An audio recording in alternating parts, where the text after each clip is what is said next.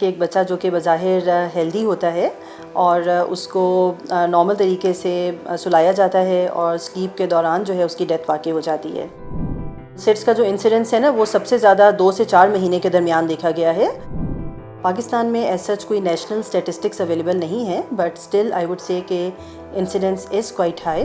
Normally बच्चों के sir के नीचे कोई एडिशनल पिलोज़ या बम्पर्स या वो चीज़ें रखने की ज़रूरत नहीं होती है।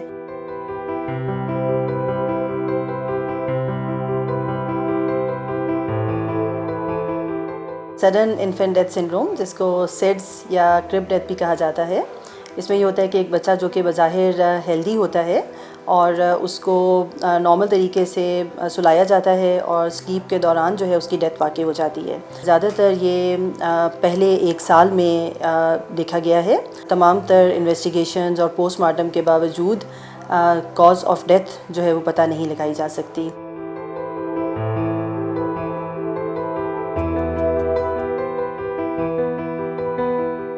वर्ल्ड वाइड जो इंसिडेंस है, जो 2021 के स्टेटिस्टिक्स हैं, उनके मुताबिक अबाउट 24 डेथ्स पर 100,000 लाइव बर्थ्स हैं। पाकिस्तान में एज सच कोई नेशनल स्टेटिस्टिक्स अवेलेबल नहीं है, but still I would say कि इंसिडेंस इज़ क्वाइट हाई और वी ऑफन एनकाउंटर फैमिलीज़ के जिनमें सिड्स की हिस्ट्री होती है।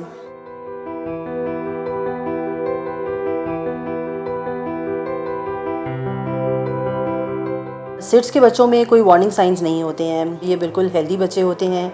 इनमें किसी तरह की कोई बीमारी की अलामात नहीं होती और पेरेंट्स अपने रूटीन के मुताबिक रेगुलर तरीके से फ़ीड करवा के और बच्चों को सुलाते हैं।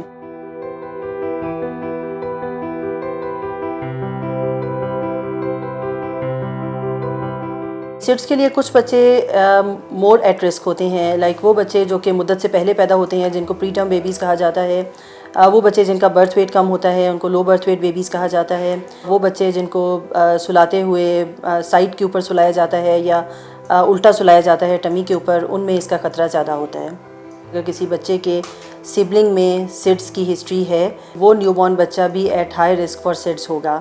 और इसमें ओवर द ईयर्स लोगों ने काफ़ी रिसर्च की है और कुछ जीन्स भी आइडेंटिफाई हुए हैं जो कि फैमिलीज़ में रन करते हैं and which are associated with increase risk of seeds.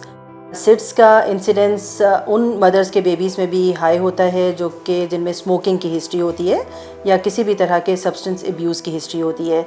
Smoking में एक्टिव पैसिव स्मोकिंग दोनों आ जाती है। उसमें मदर के अलावा अगर फादर या कोई फैमिली मेम्बर्स में से भी स्मोक करता है तो उसमें भी इंसिडेंस जो है वो सिड्स का हाई हो जाता है।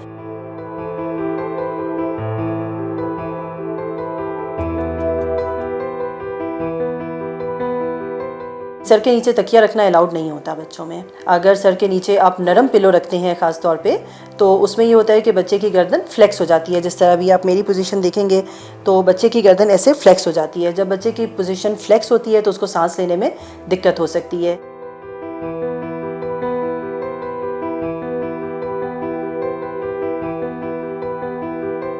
जनरली जब बेबीज़ रोल ओवर करना शुरू कर देते हैं ना, लाइक 5वें 6ठे महीने के बाद जो है वो बच्चे को समझ आ जाती है कि उसने उल्टा हो तो सीधा कैसे होना है, सीधा हो तो उल्टा कैसे होना है, और अगर उसकी पोजीशन अनकंफर्टेबल है तो वो अपनी पोजीशन ऑफ कंफर्ट जो है उस पर वापस आ सकता है। तो उसके बाद फिर ये है कि सिड्स का जो रिस्क है वो भी कम हो जाता है। तो आफ्टर दैट ये है कि आप उसको छोटा सा पिलो दे सकते हैं, लेकिन ये कि वो भी बहुत ज़्यादा नरम नहीं होना चाहिए।